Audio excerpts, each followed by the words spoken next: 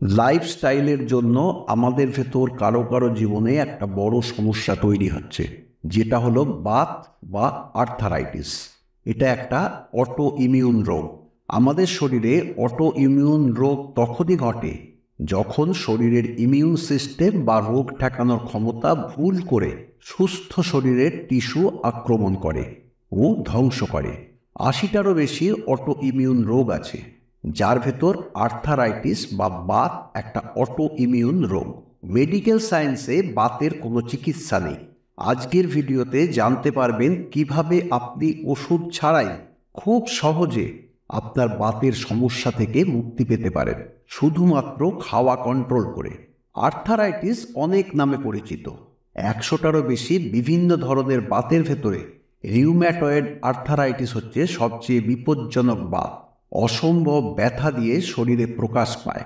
এই ব্যথা কতটা সেটা নিয়ে আয়ুর্বেদ শাস্ত্রে বলা হয়েছে, বিছে কামড়ে দিলে যে ধরনের তীব্র ব্যথা হয় সেই ধরনের তীব্র ব্যথা। এবার যদি আমরা অস্টিও আর্থারাইটিসের মতো বাত সম্পর্কে বলি, তবে বলা যায় এটা বয়স্ক লোকেদের মধ্যে ঘটে এবং এর কারণ হাড়ের তরুণাস্থির হয়ে যাওয়া, যেখানে সাইনোভিয়াল ফ্লুইড বা রস, সাধারণ ভাষায় যাকে হাঁটুর গ্রিস বলা হয় বা জয়েন্টের গ্রিস বলা হয়, সেই গ্রিস কমে যায়। আমাদের ইমিউন সিস্টেম বা রোগ প্রতিরোধ ক্ষমতা সেই জায়গাগুলো কফ ভেবে আক্রমণ করে। এবার জানা যাক কেন বাত হয়। বাত হওয়ার অনেক কারণ থাকতে পারে। আয়ুর্বেদ শাস্ত্রের হিসেবে বলা যায়, আমাদের শরীরের প্রতিটা রোগই আমাদের পেট থেকে শুরু হয়। অস্বাস্থ্যকর খাবার খাওয়ার জন্য অন্ত্রের লাইনিং ফুটো হয়ে গেছে, যাকে লিকি গাটস সিনড্রোম বলা হয়।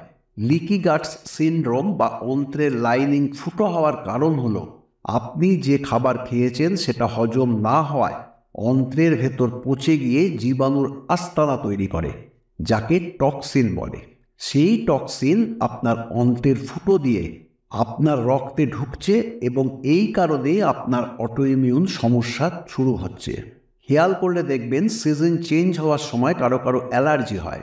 অ্যালার্জি হলো খুব ছোট মাপের অটো ইমিউন রোগ, মানে এটা আপনার জন্য ততটা ক্ষতিকারক নয়, এটা আপনার তেমন ক্ষতিও করছে না, তবে আপনার ইমিউন সিস্টেম এটাকে আপনার শরীরের জন্য হুমকি হিসেবে নিচ্ছে এবং আপনার শরীর থেকে সরানোর চেষ্টা করছে অ্যালার্জির মধ্যে দিয়ে। এখন জেনে নেওয়া যাক অস্টিও আর্থারাইটিসে আপনার শরীরে কি হচ্ছে। শরীরের জয়েন্টগুলোর যেখানেই সাইনোভিয়াল ফ্লুইড আছে সেখানেই আপনার ইমিউন সিস্টেম আক্রমণ করছে কফ ভেবে। সেজন্যই যাদের অস্টিও আর্থারাইটিস রোগ আছে তারা যন্ত্রণাদায়ক ব্যথা অনুভব করার সাথেই যে সমস্যাগুলোয় ভোগেন সেগুলো হলো জয়েন্টগুলো ফুলে যায়, এতে হাত দিলে গরম লাগে, জায়গাটা লাল হয়ে যায়।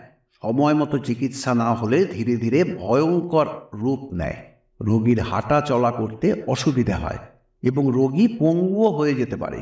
সাধারণত অনেক সময় আমাদের শরীরে ব্যথা হয়, কিন্তু কিভাবে বুঝবেন যে সেই ব্যথা স্বাভাবিক যন্ত্রণা নাকি আর্থারাইটিস? আর্থারাইটিসের অনেক লক্ষণ রয়েছে, তার ভেতর অন্যতম হলো ক্লান্তি। আর্থারাইটিসে আক্রান্ত ব্যক্তি একটু হাঁটাহাঁটি করলেই ক্লান্ত হয়ে পড়েন এবং যখন সকালে ঘুম থেকে ওঠেন তখন হাতের হাড়ের ছোট জয়েন্টগুলো শক্ত হয়ে যায়, হাত মুঠো করতে কিছু সময় লাগে। এবং রিউম্যাটয়েড আর্থারাইটিসের একটা অদ্ভুত উপসর্গ হলো বাইল্যাটারাল জয়েন্টে ব্যথা। ধরুন আপনার হাতের আঙ্গুলের তর্জনীতে যদি এই ব্যথা হয়, তাহলে অন্য হাতের আঙ্গুলের তর্জনীতেও ব্যথা হবে। যদি কোনো পায়ের হাঁটুতে ব্যথা থাকে, তাহলে অন্য পায়ের হাঁটুতেও ব্যথা থাকবে। রিউম্যাটয়েড আর্থারাইটিসের মেডিকেল টেস্ট হিসেবে দেখা হয় আরএ ফ্যাক্টর পজিটিভ হলে আরএ ফ্যাক্টরের পরিমাণ কতটা বেড়ে রয়েছে। অ্যান্টিসিসিপি টেস্ট রিউম্যাটয়েড আর্থারাইটিস হয়েছে কিনা এবং হবে কিনা সেই পূর্বাভাস দিয়ে অন্য ধরনের আর্থারাইটিস থেকে আলাদা করতে সাহায্য করে।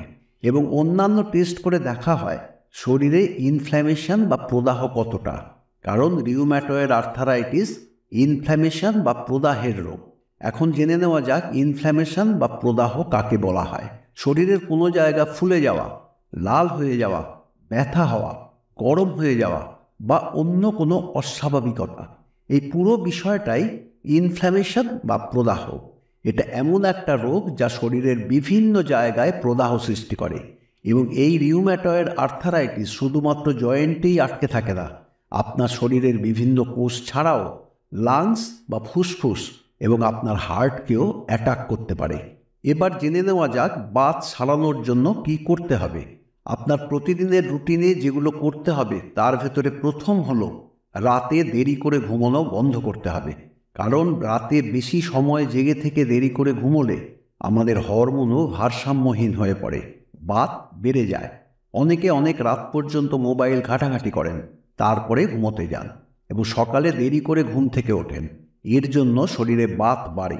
ঠান্ডা বাসি খাবার খাওয়ার ফলে শরীরে বাত বাড়ে। খাবার বানিয়ে সেই খাবার শেষ করুন, কারণ তাজা খাবার না খেয়ে ফ্রিজে রাখার পর আবার সেই ফ্রিজে রাখা খাবার খেলে বাত বাড়বে। এবার প্রশ্ন উঠতেই পারে, যারা নাইট শিফটে কাজ করেন তারা রাত না জেগে কি করবেন? যারা নাইট শিফটে কাজ করেন তাদের লিভারের যত্ন নেওয়া উচিত। লিভারের যত্ন নেওয়ার জন্য তেল ঝাল ঘি দেওয়া খাবার না খেয়ে হালকা খাবার খাওয়া এবং ভাজা খাবার না খাওয়া এবং বাড়িতে খাবার খাওয়ার সাথে আপনার খিদের তুলনায় কম খাবার খাওয়া অভ্যাস করতে হবে। খেয়াল রাখতে হবে হজম যাতে ভালো হয়, কারণ হজম না হলে আপনার পেটের হজম না হওয়া খাবার পচে গিয়ে টক্সিন তৈরি করে, আপনার লিভারের ক্ষতি করে। এরই সাথে বলা যায় আর্থারাইটিস রোগীদের পেট ভর্তি করে খাবার খাওয়া উচিত নয়। যদি গরমের দিন হয় এবং আপনি একজন রিউম্যাটয়েড আর্থারাইটিসের রোগী হন, তাহলে সকালে ঘুম থেকে ওঠার পর শুধুমাত্র লিকুইড জাতীয় খাবার দিয়ে দিন শুরু করুন। যদি লেবু খেলে আপনার সমস্যা না হয় তাহলে আপনি লেবুর জলও খেতে পারেন। যদি লেবু খেলে আপনার সমস্যা হয় তাহলে আপনি খার ধরনের রস, যেমন সাদা কুমড়োর রস, সাদা চাল কুমড়োর রস বা শাক পাতা হিসেবে বলা যায় গুলঞ্চ পাতার রস খুব ভালো কাজ করে। রিউম্যাটয়েড আর্থারাইটিস রোগীর জন্য ভিটামিন ডি খুব জরুরি। খুব সহজে ভিটামিন ডি পাওয়ার জন্য 15 থেকে 20 মিনিট সূর্যের আলোয় থেকে অ্যালোভেরার রস আপনার আক্রান্ত জয়েন্টগুলোতে ভালোভাবে ম্যাসেজ করুন। ভিটামিন ডি শুধু ভিটামিন নয়, এটা একটা হরমোন। ভিটামিন ডি কিডনিতে তৈরি একটি হরমোন যা রক্তে ক্যালসিয়ামের ঘনত্ব কন্ট্রোল করে হাড় মজবুত করে। ছোট বয়স থেকে আমরা শুনে আসছি দুধ খেলে আমাদের শরীরে ক্যালসিয়াম পাওয়া যায়। এখানে বলা যায় পৃথিবীতে কিছু কিছু দেশ আছে, যেমন জাপান, চীন, কোরিয়া, যেখানে কেউ দুধ খায় না। তাহলে তারা তাদের শরীরে ক্যালসিয়াম পায় কোথা থেকে? অথচ এদের হাড় খুব মজবুত। যারা মনে করেন যে শুধু দুধ থেকে ক্যালসিয়াম পাওয়া যায়, তারা ভেবে দেখতে পারেন গরু, ছাগল, মোষ, ভেড়া, উট এরা ক্যালসিয়াম কোথা থেকে পায়? এরা কি অন্য কোনো প্রাণীর দুধ খায়? আপনি সবুজ শাকসবজি খান, প্রচুর পরিমাণে ক্যালসিয়াম পাবেন। অর্থাৎ প্রাকৃতিক খাবার থেকে আমরা ক্যালসিয়াম পাই। এরই সাথে হজমের যত্ন নেওয়া খুবই গুরুত্বপূর্ণ, যাতে শরীরে বিষাক্ত পদার্থ না বাড়ে এবং কন্ট্রোলে থাকে। এর জন্য একটা খুব ভালো টিপস হলো, যখনই বাতের রোগী খেতে বসবেন, খাবার খাওয়ার আগে এক টুকরো তাজা আদা খেলে খাবার ভালোভাবে হজম হবে। এবার আমরা জেনে নিই আর্থারাইটিস রোগীরা ব্যায়াম করতে পারেন কিনা। যদি ব্যায়াম করতে পারেন তাহলে কোন ধরনের ব্যায়াম করবেন? প্রথমেই বলা হয়েছে বাতের রোগীদের শরীরে কী ধরনের অসম্ভব ব্যথা থাকে, কিন্তু তবুও বাতের রোগীদের ব্যায়াম করা উচিত এবং হালকা ব্যায়াম দিয়ে শুরু করা উচিত। হাড়ের ছোট জয়েন্টগুলো যেখানে সাইনোভিয়াল ফ্লুইড কমে গেছে, যেমন হাতের আঙ্গুল, সেগুলো ভাঁজ করার বা টান টান করলে পরে ওই জায়গার কোনো কোষ আবার তৈরি হবে। যখন কোষগুলো তৈরি হবে তখন সেখানে ক্যালসিয়ামও তৈরি হবে। বলে রাখা দরকার যে ক্যালসিয়াম খাওয়ার চেয়ে বেশি পাওয়া যায় ব্যায়াম করে।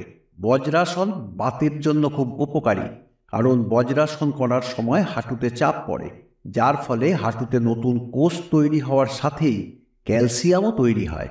প্রতিদিন সকালে প্রাণায়াম করলে ভালো উপকার পাওয়া যায়। রিউম্যাটয়েড আর্থারাইটিস রোগীদের প্রাথমিকভাবে ব্যায়াম করতে গেলে অবশ্যই সমস্যা হবে। আস্তে আস্তে একটু একটু করে ব্যায়াম শুরু করুন এবং তারই সাথে হাঁটা শুরু করুন। হাঁটতে কষ্ট হলেও যখনই আপনি হাঁটতে শুরু করবেন, খেয়াল করে দেখবেন যে আপনার শরীর আপনাকে সহযোগিতা করতে শুরু করবে। আর্থারাইটিস রোগী যাদের হাঁটুতে ব্যথা আছে, অনেকে তাদের সাইকেল চালাতে বলেন, কিন্তু হাঁটুর ব্যথা বেশি থাকা অবস্থায় সাইকেল চালালে কষ্ট আরও বাড়বে। তাই কয়েকদিন হাঁটুর হালকা ব্যায়াম করলে হাঁটুর ব্যথা কমতে শুরু করবে। যখন ব্যথা কম আছে বুঝতে পারবেন, তখন ধীরে ধীরে সাইকেল চালানো শুরু করুন। রিউম্যাটয়েড আর্থারাইটিস রোগীরা ব্যথা কমানোর জন্য অনেক ওষুধ ব্যবহার করেন, এবং আপনি যদি ব্যথার ওষুধ খেয়ে থাকেন তবে আপনি বুঝে গেছেন যে ওষুধ খেলেও আপনার ব্যথা কমেনি। আপনি ব্যথা অনুভব করছেন ও ব্যথা একই রকম রয়ে গেছে, কারণ ব্যথার ওষুধ আপনার সাইনোভিয়াল ফ্লুইড বাড়াতে পারেনি। ওষুধ ছাড়াও বাতকে স্বাভাবিকভাবে কন্ট্রোল করা যায়। আর্থারাইটিস এড়াতে প্রথমে লাইফস্টাইল ও খাদ্যাভ্যাসে পরিবর্তন আনতে হবে। উপযুক্ত পরিমাণে জল খেতে হবে। জল ইউরিক অ্যাসিডকে পাতলা করে এবং কিডনিকে স্টিমুলেট বা উদ্দীপিত করে, যার ফলে ইউরিনের সাথে শরীর থেকে ইউরিক অ্যাসিড বের হয়ে যায়। রান্নায় অলিভ অয়েল ব্যবহার করুন। এটা শরীরের জন্য উপকারী এবং এতে প্রচুর পরিমাণে ভিটামিন ই রয়েছে, যা ইউরিক অ্যাসিডের মাত্রা কমায়। পেঁপে খেলে এতে উপস্থিত প্যাপেইন এনজাইম জয়েন্টের ফোলাভাব দূর করে এবং শরীর থেকে ইউরিক অ্যাসিড দূর করতে সাহায্য করে। গাজর ও বিটের রস খান, এতে ইউরিক অ্যাসিড কমবে। আনারস খান, এতে উপস্থিত ব্রোমেইলিন এনজাইম ইনফ্ল্যামেশন বা প্রদাহ কমাবে এবং এটা ইউরিক অ্যাসিড ক্রিস্টাল ভাঙতেও সাহায্য করবে। ফাইবার আছে এমন ধরনের খাবার খান যেমন ব্রকোলি, ভুট্টা ইত্যাদি। সকালে করলার রস খান। তাজা ফল ও শাকসবজি খান। সহজে হজম করা যায় এমন ধরনের হালকা খাবার খান। বাতের জন্য ঘরোয়া প্রতিকার হিসেবে বলা যায়, আর্থারাইটিস থেকে মুক্তি পেতে ঘরোয়া উপায় হিসেবে রসুন বাতের ব্যথা থেকে মুক্তি দেয়। রোজ 2 থেকে 3 কোয়া রসুন হালকা গরম জলের সাথে আর্থারাইটিস দূর করতে সাহায্য করবে। 1 চামচ মেথির বীজ 8 গ্লাস জলে সারা রাত ভিজিয়ে রেখে সকালে ঘুম থেকে উঠে এই জল পান করে এবং বীজ চিবিয়ে খেলে জয়েন্টের ফোলাভাব কমতে সাহায্য করবে। মেথি, হলুদ ও শুকনো আদা একই পরিমাণ নিয়ে তার গুঁড়ো তৈরি করে 1 চা চামচ গুঁড়ো হালকা গরম জল বা দুধের সঙ্গে সকাল সন্ধে ব্যবহারে জয়েন্টের ব্যথা এবং ফোলা থেকে মুক্তি পাওয়া যাবে। 1 গ্লাস জলে আধ চা চামচ জোয়ান এবং 1 টুকরো আদা মিশিয়ে ফুটিয়ে 8 গ্লাস হওয়ার পরে সকালে এবং সন্ধ্যায় পান করুন। এর ফলে শরীরে প্রচুর পরিমাণে ঘাম হবে। এই ঘাম শরীর থেকে ইউরিক অ্যাসিড বের করে দিতে সাহায্য করবে। ক্যাস্টর অয়েল সামান্য গরম করে আর্থারাইটিসে আক্রান্ত জায়গায় আলতো করে ম্যাসেজ করুন এবং এই তেলে একটা তুলো ভিজিয়ে ব্যথার জায়গায় রাখুন। ব্যথা এবং লাল ভাব থেকে মুক্তি পাবেন। আধ চা চামচ ধনিয়া গুঁড়ো করে 1 গ্লাস হালকা গরম জলে মিশিয়ে পান করুন। এছাড়াও খাবারে ধনিয়া বীজ ব্যবহার করুন। ধনিয়াতে প্রচুর পরিমাণে অ্যান্টিঅক্সিডেন্ট রয়েছে, যা হজমের উন্নতি করে এবং ইউরিক অ্যাসিডের মাত্রা কমিয়ে দেয়। 1 কাপ দুধে 1 চিমটে হলুদ মিশিয়ে খান। হলুদের ইনফ্ল্যামেশন বা প্রদাহ প্রতিরোধ করার ক্ষমতা রয়েছে এবং জ্যানথাইন অক্সিডেজ এনজাইম কমিয়ে দেয়, যা ইউরিক অ্যাসিড তৈরি করে। একজন বাতের রোগীর প্রতিদিন প্রায় 1 কাপ চেরি খাওয়া উচিত। একটা গবেষণায় দেখা গেছে, যারা নিয়মিত চেরি খান তাদের আর্থারাইটিসের ঝুঁকি 35% পর্যন্ত কমে যায়। এবার জানা যাক আর্থারাইটিস রোগীদের কি খাওয়া উচিত নয়। আর্থারাইটিসে দই এড়িয়ে চলুন, কারণ দইয়ে থাকা ট্রান্স ফ্যাট ইউরিক অ্যাসিডের পরিমাণ বাড়ায়, যা বাতের একটা কারণ। পালিশ করা চালের সাদা ভাত বেশি পরিমাণে কার্বোহাইড্রেট থাকে। এর ফলে ব্লাড সুগার বেড়ে যায় এবং শরীরে প্রদাহ হওয়ার সম্ভাবনা বেশি থাকে। তাই বাতের রোগীরা সাদা ভাতের বদলে বাদামি চাল, কুইনোয়া এবং স্যালাড খেলে উপকার পাবেন। অতিরিক্ত চিনি ও মিষ্টি খাওয়ার ফলে শরীরে প্রদাহ তৈরি করা প্রোটিন সাইটোকাইন বেড়ে যায়। আর্থারাইটিসে আক্রান্ত রোগীদের শরীরে সাইটোকাইন এমনিই থাকে, তাই প্রদাহ আরও বেড়ে যায়। আমাদের শরীরে সোডিয়াম প্রয়োজন। নুন থেকে সোডিয়াম পাওয়া যায়। গবেষণায় দেখা গেছে যে বেশি নুন খেলে প্রদাহ বাড়ে এবং রিউম্যাটয়েড আর্থারাইটিস হওয়ার ঝুঁকি বেড়ে যায়। এছাড়া বেগুন, শুকনো লঙ্কা, আলু এগুলোর মধ্যে রয়েছে অ্যালকালয়েডস। এগুলো প্রদাহ তৈরি করে। তাই হাড়ের জোরে ব্যথা থাকলে এগুলো খাবারের তালিকা থেকে বাদ দিয়ে দিন। দুধ ও ডাল খাওয়া মোটেও উচিত নয়। যদি ডাল খেতেই হয় তাহলে খোসা ছাড়ানো ডাল খান। বাতের ব্যথায় ডিম ও রেড মিট খাওয়া উচিত নয়। রেড মিটে স্যাচুরেটেড ফ্যাট বেশি থাকে, তাই রেড মিট প্রদাহ বাড়ানোর সাথে সাথে জয়েন্ট ফুলে যেতে সাহায্য করে। কফি শরীরে জলের পরিমাণ কমিয়ে আর্থারাইটিসের ব্যথা বাড়ায়। আচার, শুকনো ফল, ডাল, পালং শাক, জাঙ্ক ফুড, ঠান্ডা পানীয় একদম খাবেন না। এই সব জিনিস ইউরিক অ্যাসিডের সমস্যা বাড়িয়ে তোলে। বেকারির জিনিস যেমন পেস্ট্রি এবং কুকিজ একবারেই খাবেন না, কারণ এতে ট্রান্স ফ্যাট থাকে যা ইউরিক অ্যাসিড বাড়ায়। অ্যালকোহল হাড়কে নরম করে দেয়, তাই হাড় সুস্থ রাখতে ও আর্থারাইটিসের সমস্যা এড়াতে মদ্যপান এড়িয়ে চলুন। আলোচনা থেকে এটা নিশ্চয়ই বুঝতে পারছেন যে রিউম্যাটয়েড আর্থারাইটিস থেকে মুক্তি পাওয়ার জন্য লাইফস্টাইল ও খাদ্য তালিকার বদল করার সাথেই শারীরিক ব্যায়াম ভালো কাজ করে। তবে মনে রাখবেন, কোনো একজনের জন্য যেটা ভালো কাজ করে অন্যের জন্য সেটা কাজ নাও করতে পারে। তাই আর্থারাইটিস রোগীদের ব্যক্তিগত অসুস্থতার প্রয়োজন মাফিক একটা পরিকল্পনা তৈরি করা অত্যন্ত গুরুত্বপূর্ণ।